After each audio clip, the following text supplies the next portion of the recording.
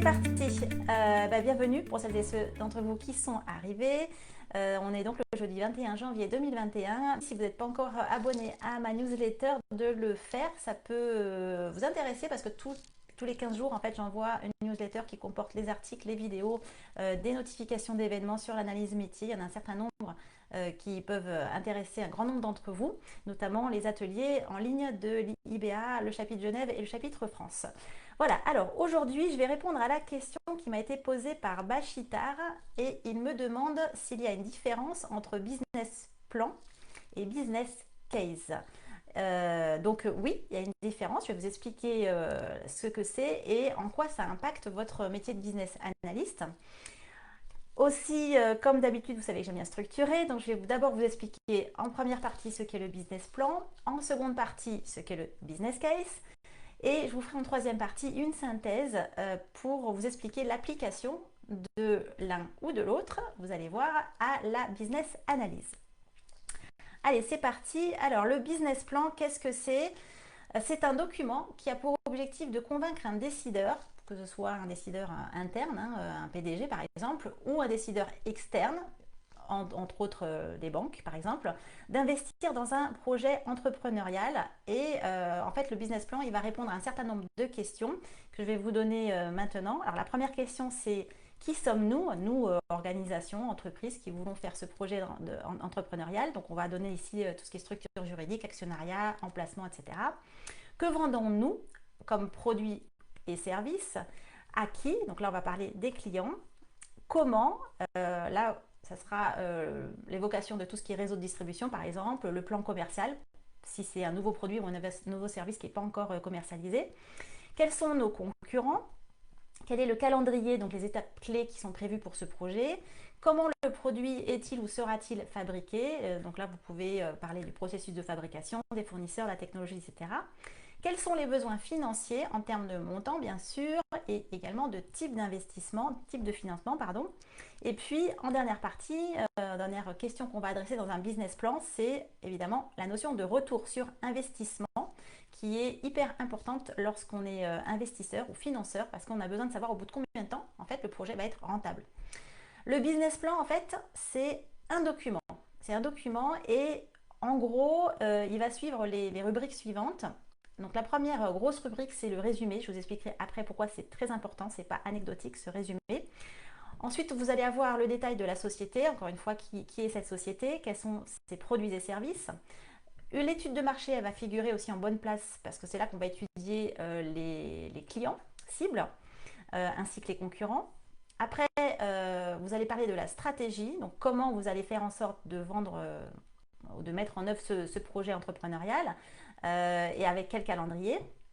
Vous aurez une partie ensuite opération pour expliquer comment le produit est fabriqué ou quels sont les processus si c'est un service par exemple. Et puis bien entendu, après, il y aura tout le plan financier pour établir les besoins financiers et le retour sur investissement dont je vous ai parlé. Et puis après, comme dans tous les documents, vous avez des annexes. Il faut vraiment comprendre que le business plan, son objectif, c'est d'argumenter, de vendre en fait un projet entrepreneurial. Il doit démontrer que le projet il est attractif, qu'il est fiable, qu'il y aura un bon retour sur investissement. Et donc la structure du business plan, elle doit être adaptée en fonction du projet afin de le mettre en valeur. C'est vraiment un argument de vente, quoi, hein. Le business plan, c'est vraiment ça. Le lecteur du business plan, quand il va le lire, il va décider soit de poursuivre le projet, soit il va décider de l'abandonner parce qu'il n'y a pas un retour sur investissement intéressant. Il va faire en fait la balance, la balance, je sais pas comment dire, entre les risques et les opportunités des gains qui lui sont associés. Et je vous ai dit, c'est à l'audience, en fait, le lecteur, ça peut être en interne de l'entreprise, par exemple au PDG, vous êtes un chef de service et vous voulez mettre en œuvre un projet de service d'amélioration, je ne sais pas moi, de votre organisation interne, ça nécessite des investissements, donc vous allez faire un business plan que vous allez présenter à votre PDG, et le PDG, il a des objectifs évidemment qui sont, on va dire, qui vont dans le même sens que vous, puisque vous êtes dans la même entreprise, mais ça peut être aussi à l'extérieur.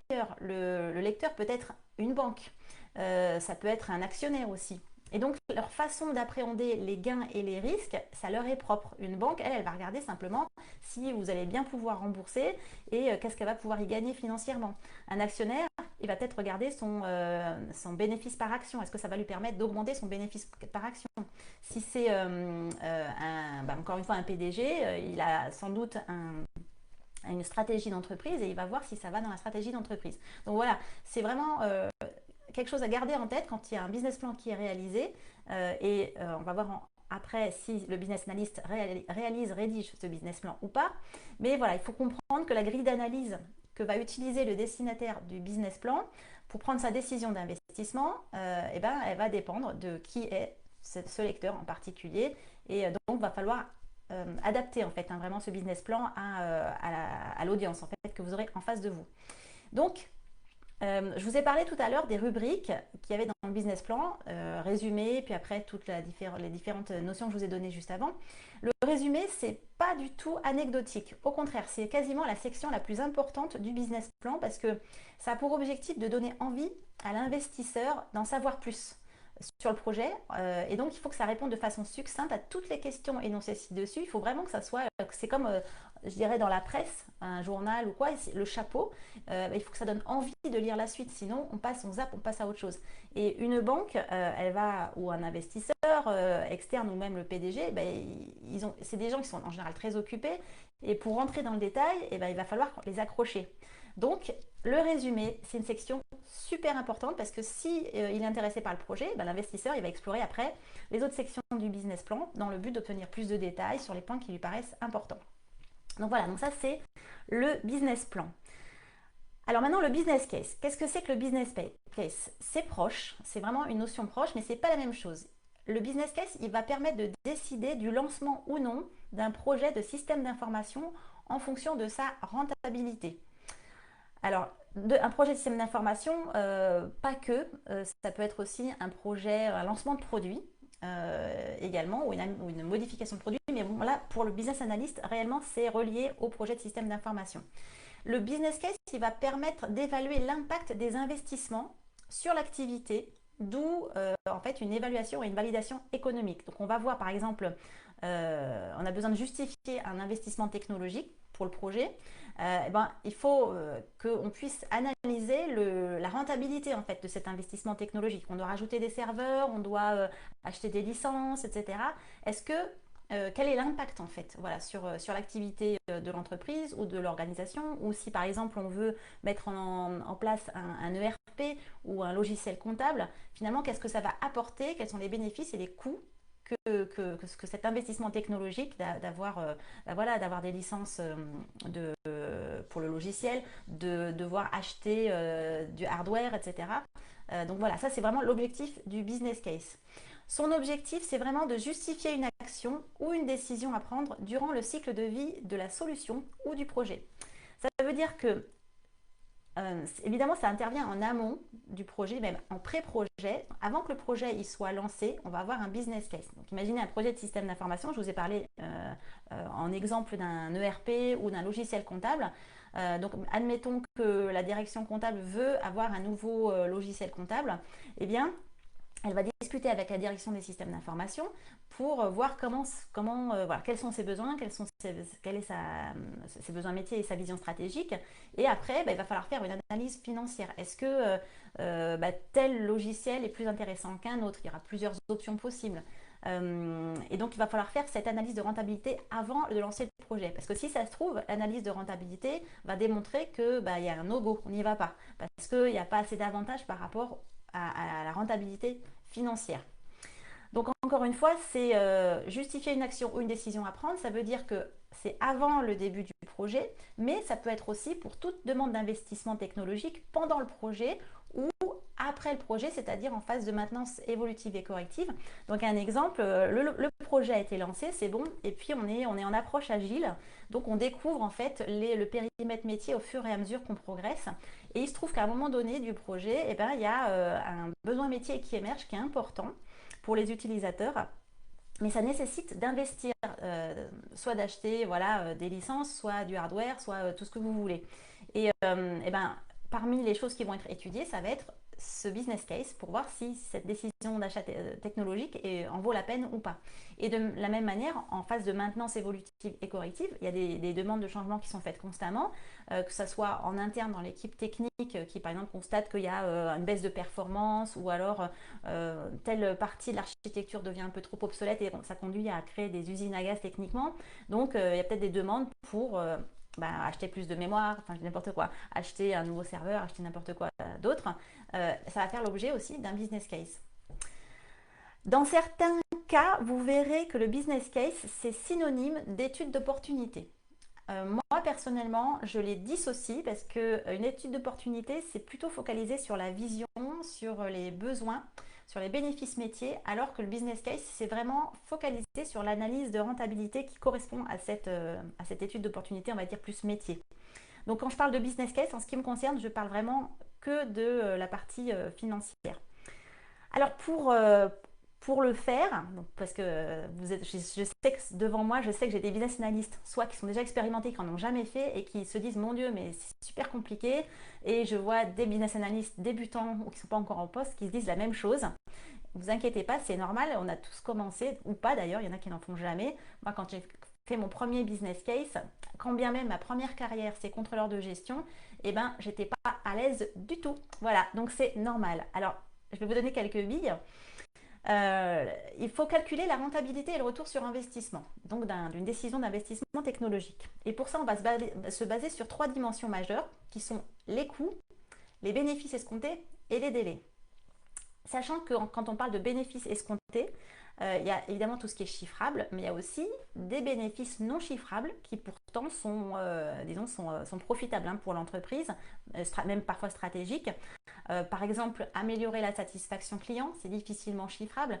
Alors on peut très bien se dire, voilà, si y a tant de pourcents en plus de clients satisfaits, ça peut me permettre de fidéliser plus de clients et d'avoir peut-être tant de ventes, mais c'est super compliqué honnêtement à chiffrer. C'est vraiment très compliqué. Donc parfois, on ne peut pas les chiffrer, par contre, on devra les écrire dans la business case. Ça peut être aussi meilleure motivation des salariés. Je veux dire, c'est effectivement pas un retour sonnant et trébuchant. Par contre, ça peut faire partie des objectifs stratégiques de l'entreprise que d'avoir des salariés motivés, moins de turnover, ce qui indirectement est profitable à l'entreprise parce que le coût du turnover est quand même impactant et la qualité éventuellement également. Donc, vous voyez, les bénéfices qu'on va mettre dans le business case, ça peut être aussi des bénéfices non chiffrables, même si on essaye de chiffrer au maximum, de donner au moins des fourchettes. En ce qui concerne les coûts qui sont dans ce business case, eh bien, ce n'est pas uniquement le coût des investissements technologiques. Donc là, j'avais donné des exemples tout à l'heure, achat d'un nouveau serveur, de nouvelles machines, de nouveaux hardware, ok, ou de licences. Mais si vous êtes dans un gros projet ou un projet risqué, dans le business case, vous allez aussi faire l'analyse de risque en plus des coûts et des bénéfices classiques. Donc ça aussi, il faut en avoir conscience. Les éléments du business case, c'est quoi? C'est, je vous l'ai dit, les bénéfices attendus de l'acquisition ou de la mise en œuvre de la solution technologique. Donc là, on parle des revenus supplémentaires que ça peut générer. Si c'est je dis n'importe quoi, mais imaginez c'est une nouvelle application pour Android, smartphone ou ce que vous voulez, qui permet, je ne sais pas moi, d'avoir un nouveau canal de vente pour votre entreprise. Et bien, ça peut générer des revenus supplémentaires. Ça peut aussi générer des économies, que ce soit financières ou temporelles. Ça peut, par exemple, système de réservation en ligne, il faut que vous ayez des opérateurs téléphoniques qui décrochent et qui prennent la demande des clients. Mais si tout est fait sur un portail web, ça peut économiser la partie humaine, on va dire. Ça peut accélérer aussi les ventes, puisque les gens ils le font tout sur Internet et donc c'est plus rapide, etc. Ça peut être aussi des bénéfices attendus en termes de réduction de coûts.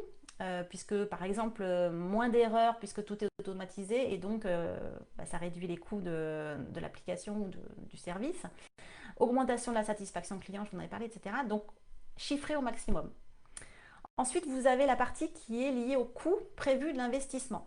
Ces coûts, ils sont de 2 ordres en fait. Vous allez d'une part essayer de chiffrer tout ce qui est lié au changement lui-même, c'est-à-dire au coût attendu de la construction ou de l'acquisition des composants de la solution. Donc là, imaginez que, vous, enfin à titre personnel, vous avez besoin de vous acheter un nouvel ordinateur. Donc c'est le coût de l'ordinateur, peut-être de la garantie que vous allez prendre, peut-être de la livraison. Donc ça, c'est le coût lié au changement. Mais après, peut-être que, je ne sais pas, vous devez avoir des licences, je ne sais pas moi, pour n'importe quel logiciel, Microsoft ou n'importe quel logiciel que vous voulez mettre sur votre ordinateur. C'est des licences qui vont vous coûter sur la durée. Et puis, vous allez avoir également l'acquisition de composants de la solution et ceux qui permettent la transition vers l'état futur. Admettons que vous avez un ancien ordinateur, vous voulez passer sur un nouvel ordinateur, mais la transition de l'ancien vers le nouveau, il faut peut-être acheter un disque externe pour sauvegarder les données, demander à un technicien informatique de vous faire la migration d'un ordinateur à un autre. Donc cette transition-là, c'est une charge en fait qui n'aura lieu que pour la transition vers le nouveau changement, vers l'état futur. Et bien ça, vous allez le mettre en fait dans votre business case. Le coût lié au changement lui-même, plus les coûts de transition d'un état passé vers un état futur. Et je vous en ai parlé avec mon exemple précédent. Vous allez rajouter le coût total de la propriété, c'est-à-dire également le coût d'utilisation et de maintenance de la solution sur la totalité de la période. Admettons que l'investissement technologique, c'est pour un système d'information que vous escomptez utiliser pendant 10 ans. Pendant 10 ans, vous allez peut-être devoir faire appel à des prestataires extérieurs pour tout ce qui est TMA, tierce maintenance applicative.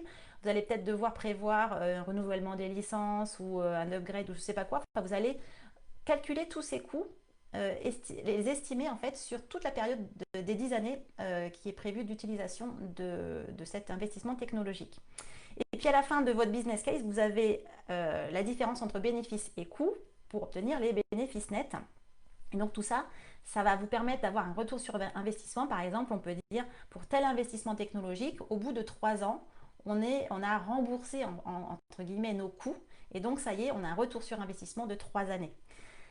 C'est vraiment basé sur des hypothèses de travail qui doivent être énoncées très clairement dans le business case. Donc ça, c'est le business analyst, il va devoir vraiment dire, voilà, mes calculs, ils se basent sur telles hypothèses de travail, parce que ces hypothèses, une fois que vous allez présenter votre business case devant, par exemple, des managers, eh ben, ça peut être contesté, en tout cas examiné, discuté, et il y a des managers ou des PDG qui peuvent dire, ou chef de projet, ah ben non, ça, tu enlèves ce coût, cette hypothèse, ça risque pas d'arriver, donc on la prend pas en compte, on prend pas en compte ce risque, ou alors bien au contraire, bah tiens, tu as oublié de parler de telle ou telle hypothèse de travail, donc ça rebat les cartes, il faudrait que tu recommences ton business case. Donc potentiellement, vous pouvez réviser le business case tout simplement parce que vous avez travaillé sur la base d'hypothèses. Il faut bien partir sur des hypothèses de travail. On n'a pas de boule de cristal, donc il faut les statuer. Et puis, donc voilà, ça peut encore une fois être l'objet de révision de business case si les personnes auxquelles vous présentez votre business case ont d'autres éléments ou alors veulent tout simplement changer les hypothèses de travail. Voilà, donc ça c'est business plan, business case. Et maintenant, qu'est-ce que c'est par rapport à la business analyse? Alors déjà, soyez rassurés quand même, ceux qui vont faire ça, c'est pas des juniors, c'est pas des débutants, c'est des business analysts expérimentés et encore, même certains sont très expérimentés, n'en feront jamais. Donc, relax. Il y en a certains, je sais, qui stressent. Donc, pour résumer, le business plan, c'est un document stratégique à long terme. C'est un plan d'action pour l'entreprise, pour l'organisation, pour le département, peu importe, qui est basé sur beaucoup d'hypothèses qui sont soumises à vraiment pas mal d'aléas, beaucoup plus en tout cas que les aléas du business case. Pourquoi? Parce que c'est sur du long terme, parce que c'est pas encore du concret.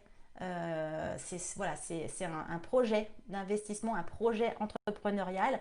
Donc c'est souvent très virtuel encore à ce stade-là. Donc dans ce cas, il faut que vous sachiez que ça n'est pas au business analyst de le rédiger. Les business plans, ce n'est pas de l'analyse métier dans le sens business analyst en tout cas. C'est de l'analyse métier, mais ce n'est pas fait par le business analyst. Par contre, éventuellement, le business analyst, il peut seconder, on va dire, le directeur, l'entreprise, en l'aidant à recueillir des informations qui vont après servir à faire ce business plan. Et ça sera des business analysts qu'on appelle métier ou gouvernance. Ça ne sera pas les business analysts en système d'information. Et honnêtement, je ne crois pas que j'en ai vu beaucoup. Enfin, moi, dans mon expérience, ce n'est pas des business analysts qui font ça, quoi, hein. Je me projette en me disant que ça serait quelque chose qui pourrait être demandé, mais honnêtement, c'est le manager, le directeur qui font ça, c'est le contrôleur de gestion. Mais voilà, ce n'est pas le business analyst. Le business case, par contre, si. Le business case, c'est un document tactique qui est en lien avec une opportunité ou un besoin concret à court ou moyen terme. Donc là, vous voyez, on est dans le court ou moyen terme. C'est intégré ou adossé à une étude d'opportunité. Et en général, donc c'est en phase d'avant-projet, comme je vous l'ai dit tout à l'heure. Avant que le projet il soit définitivement lancé avec une enveloppe budgétaire et une organisation, on va réfléchir à sa faisabilité. Et lors de cette analyse de faisabilité, de cette étude d'opportunité, il y aura une partie, un volet financier où on va réfléchir au retour sur investissement. On peut également avoir un business case, encore une fois, en cours de projet lorsqu'il y a des évolutions technologiques, des besoins d'investissement technologique qui n'étaient pas prévus à la base, et également, comme je vous ai dit, pendant la maintenance évolutive et corrective. Ça peut être rédigé, ce business case, soit par le sponsor du projet, s'il y en a un, soit par le chef de projet, soit par un contrôleur de gestion, s'il est intégré à l'équipe. J'en ai vu, notamment dans certains projets en ligne. Et puis, bien entendu, ça peut être rédigé aussi par un business analyst en système d'information expérimenté. Alors, encore une fois, il faut dédramatiser. Personne n'a la science infuse, que ce soit le sponsor, le chef de projet, le contrôleur de gestion ou le business analyst. Tous, ils vont devoir se baser sur une contribution d'experts afin de recueillir en fait les informations, les hypothèses de travail et après toutes les informations financières nécessaires au renseignement de ce document. Donc si vous, en tant que business analyst expérimenté, vous êtes en charge de ce document, de ce business case, vous allez tout d'abord identifier les bons contributeurs. Donc ça, c'est quelque chose que vous savez faire quand vous êtes business analyst, puisque vous êtes capable de faire le registre de vos contributeurs pour, par exemple, le recueil des besoins et faire votre conception fonctionnelle. Vous allez faire pareil pour le business case. Vous allez chercher, identifier les bons contributeurs. Une fois que vous avez ces bons contributeurs, vous allez les rencontrer et vous allez expliquer la vision de cet investissement technologique, les objectifs, les bénéfices attendus pour le projet ou pour la solution technique. Et puis, une fois qu'ils ont bien compris, vous allez faire de l'élicitation, du recueil de besoins et vous allez faire des ateliers de travail avec eux pour identifier et calculer tous les revenus et les coûts qui sont nécessaires au renseignement du business case. Le business analyst, encore une fois, ce n'est pas un expert en quoi que ce soit, sauf en business analyse. Et son objectif, c'est d'être un facilitateur, d'un communicant pour que tout le monde comprenne bien les objectifs et que l'information qu'il recueille soit du coup pertinente. Voilà, donc je vous ai fait le topo sur la différence entre business case et business plan. Je vais regarder maintenant si vous avez des questions et je vais y répondre si je peux. Alors, bonjour Brice. Brice, est-ce que les outils tels que FFOM, Pestel ou modèle Canva, alors je connais que Canva, peuvent servir en amont pour l'établissement du business case ou business plan? Bon, je connais que le business model Canva, hein. Les autres peut-être. En réalité, il y a tellement de modèles en fait de documentation dans le monde entier et parfois c'est très personnalisé qu'on ne peut pas tout connaître et je ne parlerai donc que de ce dernier. Oui, bien sûr, le business model Canva c'est utilisé pour notamment l'étude d'opportunité. Et j'ai dit tout à l'heure qu'un business case c'est la partie financière et l'étude d'opportunité c'est la partie plus vision métier et stratégique et que parfois par abus de langage, certaines entreprises, quand elles parlent de business case, en fait, elles font un amalgame entre les deux. Donc, si tu parles d'études d'opportunité, eh bien oui, le business model Canva, c'est ultra approprié parce que pour celles et ceux qui ne connaissent pas, en gros, c'est sur une seule feuille. Vous avez toutes les informations cruciales pour justifier le contexte de cette demande d'investissement. Donc, je vous ai parlé tout à l'heure de faire un focus sur qu'est-ce que c'est que le produit, quelle est l'unicité du produit, quels sont les clients potentiels, quels sont les concurrents éventuels, etc. Et bien, dans le business model Canva, on a un résumé en une seule feuille de ces points. Et donc, oui, effectivement, c'est utilisé, mais encore une fois, là, aujourd'hui, quand je parle de business case, je parle d'un document financier et en ce cas-là, on va utiliser en général tout simplement un tableur Excel. C'est fait dans Excel. Voilà. J'espère que je t'ai répondu. Je ne vois pas d'autres questions. Donc, si vous n'en avez pas, écoutez, c'est que j'ai été claire, je l'espère. Si vous en avez, en tout cas ça vous vient après coup, n'hésitez pas à le mettre dans le chat, dans les commentaires, ou alors à m'envoyer un petit message et potentiellement je pourrais faire un autre live pour vous expliquer et répondre à vos questions. Écoutez, un grand merci d'avoir participé à ce direct. N'oubliez pas de le liker, de le partager si ça vous a plu.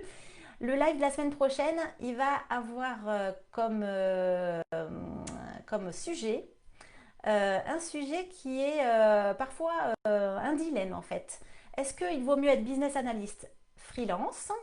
Est-ce qu'il vaut mieux être business analyst salarié dans une entreprise de service du numérique, une ESN, ancienne SS2I, ou alors est-ce qu'il vaut mieux être business analyst collaborateur interne? Donc je vais vous répondre sur cette thématique la semaine prochaine. Soyez à l'heure à 12h15 sur ma page Facebook. Et puis n'hésitez pas si vous avez des expériences aussi à partager, ça sera avec grand plaisir. Merci à tous pour votre participation à ce live d'aujourd'hui. À bientôt. Ciao tout le monde.